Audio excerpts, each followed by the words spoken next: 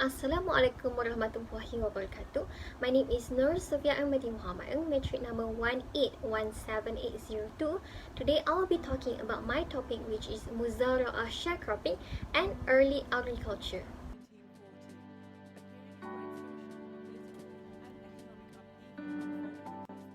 Muzara'Ah sharecropping and agriculture.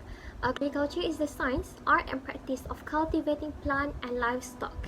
It was and still the key development to human civilization, where farming creates food surpluses that enabled people to live on.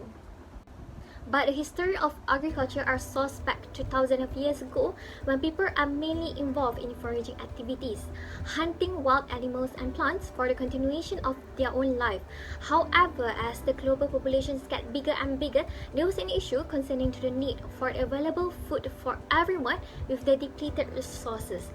And so, they began to plant them about 11,000 years ago, but prior to that, the so-called agricultural revolution appeared, livestock were domesticated, many innovations were invented, food surpluses, improved road infrastructure. This all make way to the emergence of the Industrial Revolution. So what is Muzara'Ah? Muzara'Ah is an agreement between two parties in which one agrees to allow a portion of his land to be used by the other in turn for a part of the produce of a land.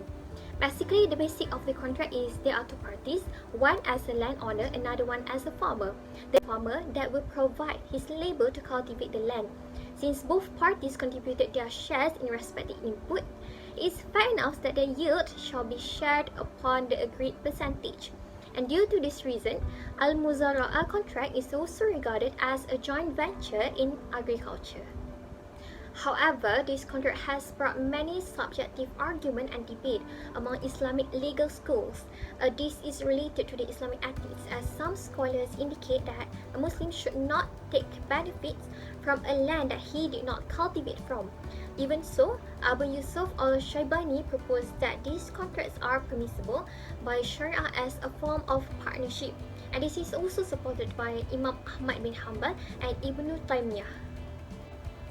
But between the 8th to the 13th century, the Arab agricultural revolution in Islamic regions produces rich contributions.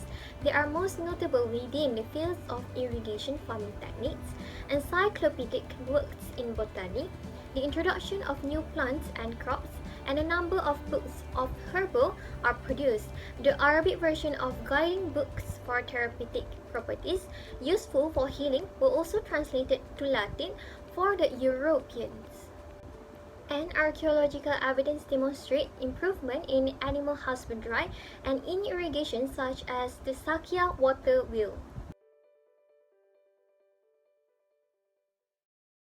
Remember when we said that the agricultural revolution appeared, livestock were domesticated, many innovations were invented, food surpluses, improved road infrastructure. The early farming are much labor intensive that it brings up the health deterioration to the farmers, so there were least involvement for farming in the affluent society. People had to work more in farming with lower production and deteriorated health. At some places, it can be found that some people go back to the activities of foraging. But as the agricultural revolution became very widespread, society started to involve in animal domestication, especially sheep and goat herding. These animals are also used in the crops cultivations, providing more efficient and productive process. Not only that, this provides the society with variety of available nutritious food. And between that period, there were many innovations that were introduced. The most famous one is crop rotation. Now, what is crop rotation? Okay, crop rotation is the practice of growing different crops in the same land, and this practice is used to replenish the soil's nutrients and to reduce the build-up of pests and pathogens. This crop rotation improves the physical and chemical conditions of soil and thus improve the overall fertility. These practices of changing different crops on the same land at different seasons help to provide an abundant resources at each season.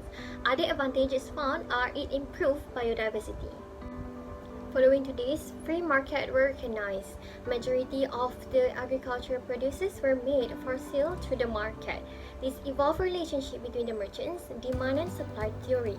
As the cultivation of popular new crops spread around the world, the European craving for products such as sugar, coffee, indigo dyes and cotton that also brought in the increase in slavery.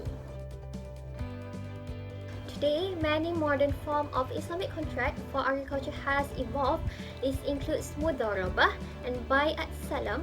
The rationale behind this contract is to ease the financial burden for small farmers to fulfill their basic necessities, especially in the developing countries. Crop rotation practices are widespread now that it improves the soil structure and the farmer will rotate between the deep and shallow-rooted plants. Since food are our basic necessities, modern agriculture aims to achieve sustainable agriculture to satisfy the daily calories intake for each person. Recently, the second Sustainable Development Goals Zero Hunger slogan is "End Hunger, achieve food security and improve nutrition and promote sustainable agriculture." Because without us realize, most of the nutritional food that we consume daily are sourced from the farm.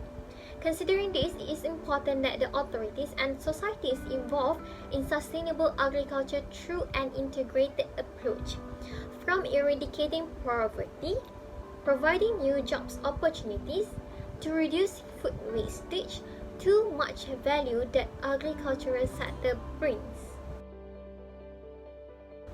That's all from me. Thank you.